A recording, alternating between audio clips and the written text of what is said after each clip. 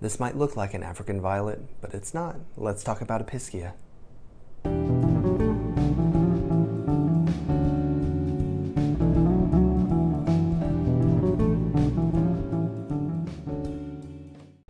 What's up, fellow plant enthusiasts? My name is Dylan Bain, and this is Bain's Botanicals. Today, we're going to be talking about Episcia.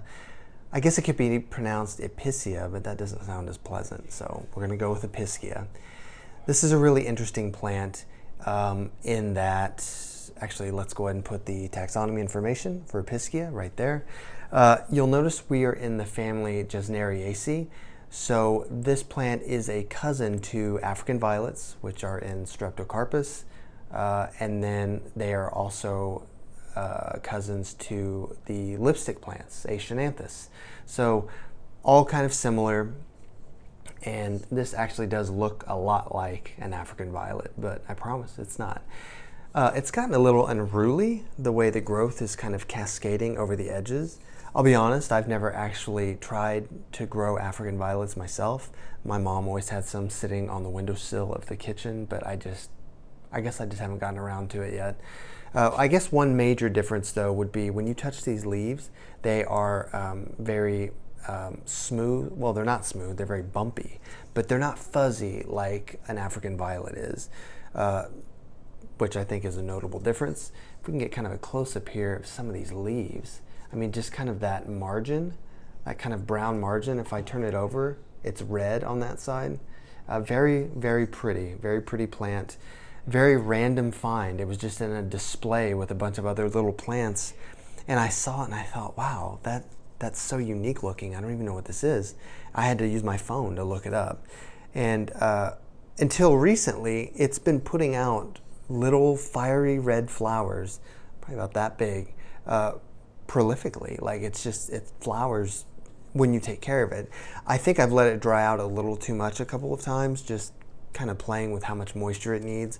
It definitely needs consistent watering. It needs to be watered regularly. It doesn't necessarily need to be consistently moist, but you also don't really want it to dry out all the way like you would a cactus.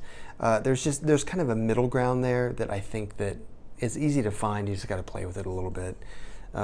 Well, that kind of spoils talking about watering, but it's fine. As far as care goes, light. I've been keeping mine under a grow light. I don't really know if they would do okay in low light because I haven't tried it. This is kind of an unusual plant, so there's not a ton of information out there. But I've just had it under one of my regular grow lights, which are not on, and it's been doing fine. It does great. I would imagine since it flowers a lot, it probably needs that bright light because flowering in plants takes a lot of energy. So I would err on the side of bright indirect light, no direct sun. Watering, like I said, water it regularly. Don't let it dry out too much, but you can let it dry out a little bit. And it should do pretty well. I just have it in regular houseplant soil. It's just whatever you can use that is not moisture retention and not well draining. But yeah, it's been a good little plant. I kind of wish I knew more about it as far as how big it gets, like how long is it going to live, that kind of thing. I probably just need to go out and buy an African violet because I've never had one. I saw some the other day that had blue flowers on them. I thought that was amazing. I don't know why I didn't just buy it because I have enough plants, obviously. But yeah, definitely if you can find one of these, I would just go ahead and pick it up. They're usually not that expensive. I only paid $4 and some change for this one, and it's gotten, like I said, it's gotten pretty unruly. I don't know, well, the roots aren't coming out. It's not ready to be repotted yet, but it's a neat, unique addition to any collection, and it's pretty easy to take care of.